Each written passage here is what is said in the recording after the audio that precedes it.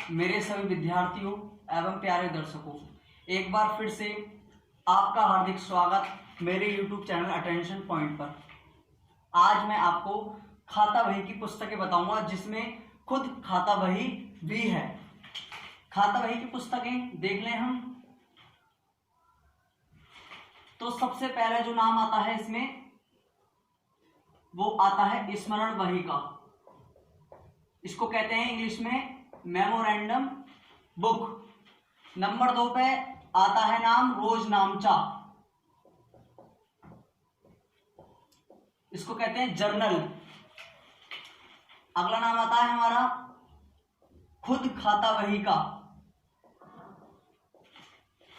खुद खाता बही का अगला नाम आता है हमारा स्मरण बही। जैसा कि सभी लोग जानते हैं, मान लीजिए कोई एक ऐसा व्यवसायी है जो प्रतिदिन अपना व्यवसाय करता है। हम सब ये बात जानते हैं कि जो व्यवसाय होता है वो किसी व्यवसायी द्वारा नकद और उधार दोनों स्थितियों में होता है। व्यापारी अपने ग्राहकों को जब नकद माल बेचता है तब कुछ स्थितियां उसकी ऐसे भी आ जाती हैं जब उसको उधार माल बेचना होता है। अब व्यापारी यह कैसे संभव कर ले, यह कैसे विचारधारा बनाए कि क्या उसके द्वारा बेचे गए सभी उधार माल उसको किस श्रेणी के माध्यम से ज्ञात हो जाएंगे। तब वो इस परिस्थिति में, सुनिएगा, तब वो इस परिस्थिति में स्मरण बही का प्रयोग करता है। मतलब वो एक ऐसी बही, एक ऐसी किताब या एक ऐसी पुस्तिका बना लेता है जिसमें वह दिन व प्रतिदिन होने वाले सभी खर्चों को क्रमागत रूप से, नियमानुसार, दिनांक अनुसार, श्रेणीबद्ध तरीके से अपनी उस स्मरण बही में लिखता है। इस स्मरण बही का सबसे मुख्य और प्रमुख फायदा यह है कि व्यापारी ने जो भी कुछ लिखा है, जो भी माल उधार दिया है लोगों को, वो उसको याद रहता है। भविष्य में हिसाब किताब में उसको सरलता प्राप्त होती है। अगला है हमारा रोजनामचा।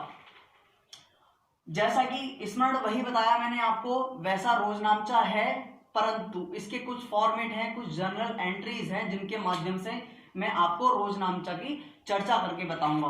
तो बच्चों, रोजनामचा हम यहां ले लेते हैं। रोजनामचा, इसको कहते हैं जर्नल।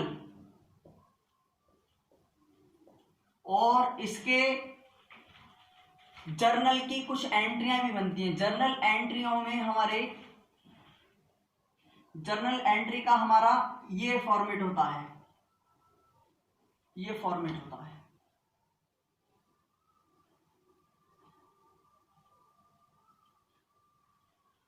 ये फॉर्मेट होता है date, particular, LF, amount DR, amount CR.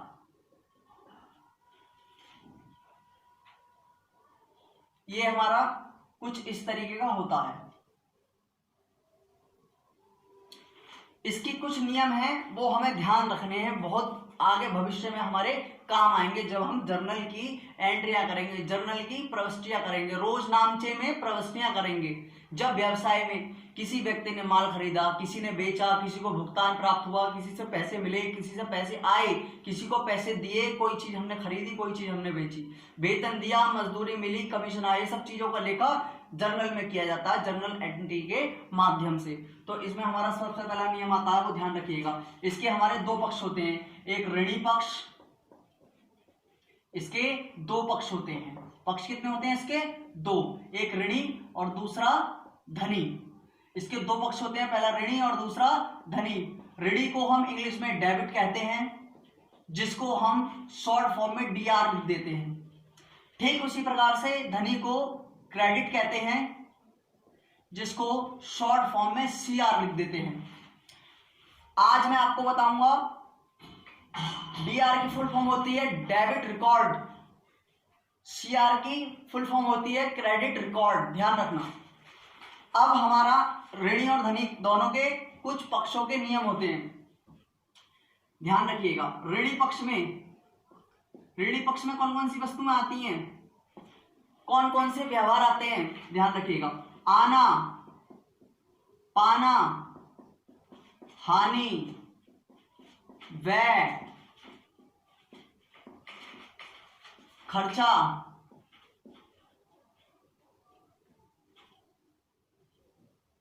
दायित्व,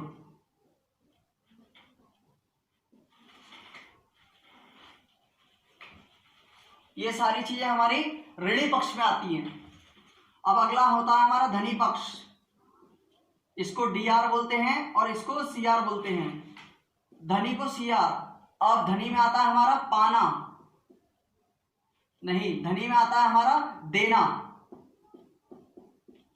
जाना, लाभ, फायदा, आय और संपत्ति। ये सारी चीजें हमारी धनी पक्ष में आती हैं। मतलब जब किसी व्यक्ति से हमें कोई चीज आएगी तब वो हमारी ऋणी पक्ष में आएगी, किसी से प्राप्त करेंगे तब ऋणी पक्ष में आएगी, किसी से हानि होगी, नुकसान होगा तब वो ऋणी पक्ष में आएगी, खर्चा करेंगे तो ऋणी पक्ष में, कोई हमारा दायित्व होगा हमारे व्यवसाय में तब वो ऋणी पक्ष में आएगा। धनी पक्ष में हमारा देना, जब किसी व्यक्ति को देंगे तब वो धनी में आएगा, कोई चीज हमारे पास से जा रही होगी तब वो धनी में आएगा, क्रेडिट में, हमें लाभ हो रहा होगा, फायदा, प्रॉफिट, तब वो धनी में आएगा। आय, जब हमारे व्यवसाय से हमारे रोजगार हमें प्राप्त होगा, आय हमें प्राप्त होगी, वो भी धनी में आएगी। और ऐसी हमारी जो व्यवसाय की संपत्ति, भूमि, भवन, ये सारी चीजें भी हमारी धनी में आएंगी। आज की वीडियो में सिर्फ इतना ही। धन्यवाद।